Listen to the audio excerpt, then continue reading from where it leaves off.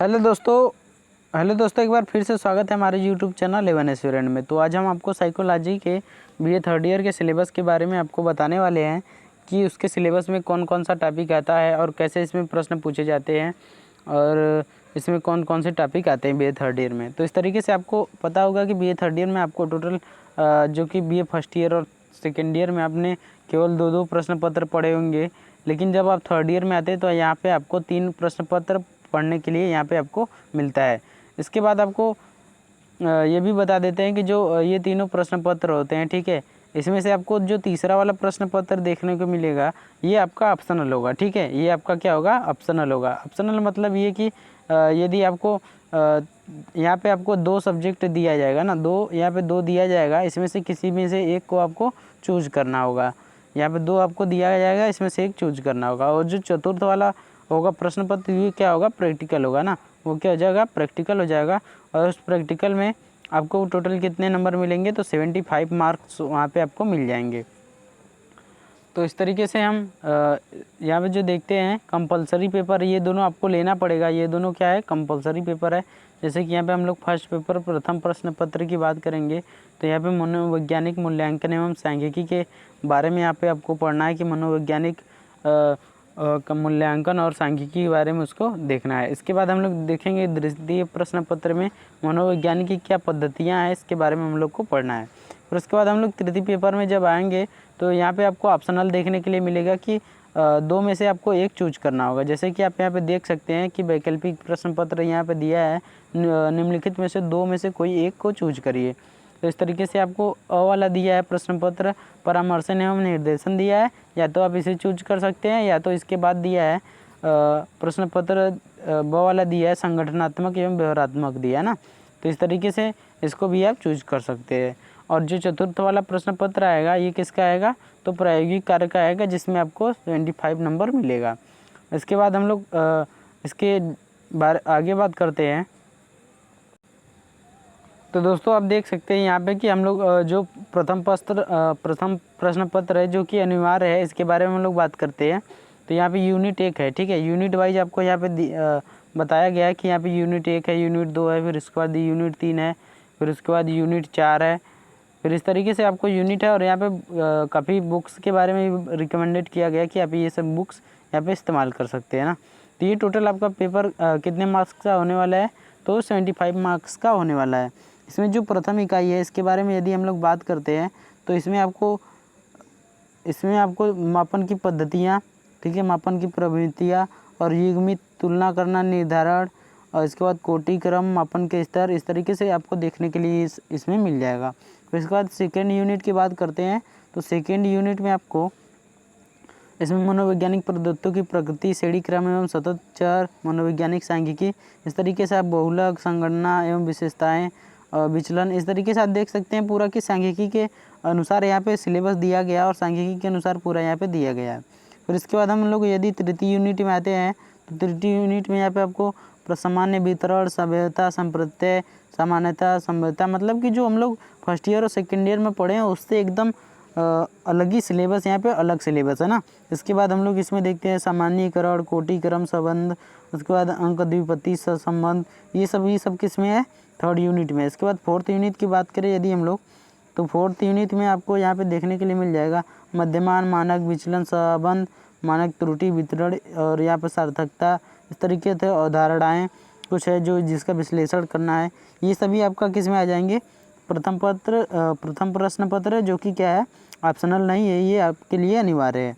इसके बाद हम लोग सेकेंड प्रश्न पत्र के बारे में बात करेंगे। तो यहाँ पे जो द्वितीय प्रश्न पत्र है इसका नाम है मनोवैज्ञानिक की पद्धतियाँ, और ये भी टोटल कितने आने वाला है, 75 मार्क्स का होने वाला है। तो प्रथम इकाई में आपको देखने के लिए मिल जाएगा कि मानव का विकास आखिरकार कैसे होता है। इसमें आपको वेबर, फेकनर और हेल्मेज, फिर इसके बाद विलियम जेम्स कैटल, इन सभी का योगदान देखना है कि आखिरकार इन लोगों ने अपना योगदान कैसे दिया था।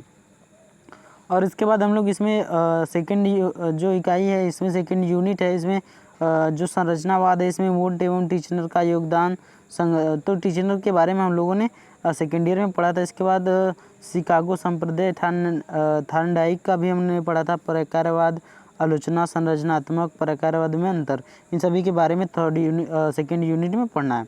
उसके बाद हम लोग थर्ड यूनिट के यदि बात करें तो थर्ड यूनिट में व्यवहारवाद के बारे में पढ़ना है, जिसमें कि वाटसन का जो व्यवहारवाद था इसके बारे में पढ़ना है ना। गेस्टाल्ट जो मनोवैज्ञानिक थे इनके बारे में पढ़ना है। अधिगम एवं चिंतन के बारे में पढ़ना है। ये फोर्थ यूनिट हो जाएगा। इसके बाद हम लोग देखते हैं फोर्थ यूनिट के बारे में। तो यहाँ पे जो फोर्थ यूनिट है इसमें मनोवैज्ञानिक विश्लेषण के बारे में आपको यहाँ पे पढ़ना है कि जो मनोविश्लेषण है इसमें फ्रायड का योगदान कैसे है, मन का सिद्धांत है, स्वप्न का सिद्धांत है, मूल प्रवृत्ति का सिद्धांत है। तो ये सभी आप लगभग इनमें से कुछ जो है BA सेकेंड ईयर में पढ़ चुके हैं। तो ये सभी क्या है, इसमें से जो द्वितीय प्रश्न पत्र है उसका ये सब सिलेबस था। उसके बाद हम लोग थर्ड चलते हैं। थर्ड में जो यदि आप ऑप्शनल लेते हैं, वैकल्पिक में यदि आप परामर्शन एवं निर्देशन लेते हैं तो इसमें आपको प्रथम इकाई इसमें परामर्शन का स्वरूप देखने के लिए मिल जाएगा यूनिट 1 में। इसके बाद आपको परामर्शन में विभेद और उपागम मनोविश्लेषणात्मक ये सभी आपको प्रथम प्रश्न पत्र में देखने के लिए मिल जाएगा। इसके बाद यदि आप सेकेंड यूनिट की बात करें तो इसमें परामर्शन की प्रक्रिया है, परामर्शन में नैतिक मुद्दे हैं, इस तरीके से कैरियर परामर्शन, वैवाहिक परामर्शन, मध्यव्यसनी एवं औषधि व्यसनी हेतु परामर्शन, इस तरीके से आपको दिया गया है। फिर थर्ड यूनिट की यदि हम बात करें तो इसमें निर्देशन का परिचय है, निर्देशन की आवश्यकता, निर्देशन की प्रवृत्ति, निर्देशन के क्षेत्र, शैक्षिक, व्यवसायिक, इस तरीके से सभी दिया गया है। फिर उसके बाद यदि हम यूनिट 4 की बात करें तो यूनिट 4 में आपको निर्देशन में परीक्षण की प्रविधियाँ जो होती हैं इसके बारे में आपको पढ़ना, जैसे कि बुद्धि, व्यक्तित्व, अभिवृत्ति, रुचि, उपलब्धि परीक्षण, इन सभी के बारे में आपको डिटेल से पढ़ना है ना। तो आगे हम लोग इसमें चलते हैं। तो यहाँ पे जो आपको दिया गया है ना BA थर्ड ईयर का जो वैकल्पिक का जो सेकेंड पार्ट है उसका यहाँ पे दिया गया उसके बारे में कि इसमें जो संगठनात्मक व्यवहार यदि आप चूज करते हैं तो इसमें भी आपको 75 मार्क्स का होगा। इसमें आपको भूमिका, स्वरूप, टेलर मेयो का योगदान, नई चुनौतियां, अवसर, चयन का नियोजन, चयन का विभुत मॉडल, ये सभी आपको फर्स्ट यूनिट में देखने को मिल जाएगा। इसके बाद यदि आप सेकेंड यूनिट के बाद यदि हम बात करें तो यहाँ पे सेकेंड यूनिट में आपको कर्मचारी जो प्रशिक्षण है, उसके बाद प्रशिक्षण कार्य है, गुणवत्ता है, प्रोत्साहन है, कार्य की विशेषताएं हैं, इन सभी के बारे में आपको सेकेंड यूनिट में मिल जाएगा। थर्ड यूनिट में कार्य जो होता है इसकी संतुष्टि, औद्योगिक जो मनोबल है, स्वरूप, निर्धारक सिद्धांत, हाइजन हर्जबर्ग का तथा निष्पादन, आकलन, भूमिका, प्रतिबल, प्रभाव, निष्पादन, इन सभी के बारे में आपको थर्ड यूनिट में पढ़ना है। फिर इसके बाद यदि हम फोर्थ यूनिट की बात करें तो फोर्थ यूनिट में आपको मानव अभियांत्रिकी, मानव मशीन तंत्र, इन सभी के बारे में, सुरक्षात्मक उद्योगों में सुरक्षात्मक उपाय, भौतिक एवं मानवीय, इन सभी के बारे में डिटेल से आपको पढ़ना है। यूनिट चतुर्थ में आपको ये यूनिट 4 में आपको पढ़ना है। फिर इसके बाद प्रैक्टिकल के यदि हम प्रैक्टिकल के बारे में बात करें तो प्रैक्टिकल में आपको 10 में से कोई 8 प्रायोगिक कार्य को क्या करना है, इसमें 75 मार्क्स आपको मिलेंगे। तो इसमें आप देख सकते हैं कि यहाँ पे क्या क्या दिया गया है, इसके बारे में हम आपको बताते थे। यहाँ पे मापन की युग्मित तुलना विधि, मापन की कोटि क्रम विधि, क्रमिक मापनी, प्रतिबल का मापन, कार्यतोष का मापन, प्रवण युक्तियों का मापन, अभिक्षमता का मापन, बुद्धि का मापन, उपलब्धि का मापन, इस तरीके से आपको काफ़ी सारा यहाँ पे दिया गया है। टोटल 10 है, इसमें से आपको लगभग 8 करना है ना। रुचि का मापन, उपलब्धि का मापन, बुद्धि का मापन, इस तरीके से पूरा दिया गया है। तो इस तरीके से हमने BA थर्ड ईयर के साइकोलॉजी के सिलेबस के बारे में डिटेल से यहाँ पे बातें कर लिया, अध्ययन कर लिया। इसके बाद आपको नेक्स्ट जो दूसरे विषय का चाहिए सिलेबस तो आप वीडियो कमेंट में करना न लिखना न भूलें। Thank you so much. मिलते हैं नेक्स्ट वीडियो में, तब तक के लिए टेक केयर, बाय बाय, धन्यवाद। ठीक है, धन्यवाद। मिलते हैं नेक्स्ट वीडियो में।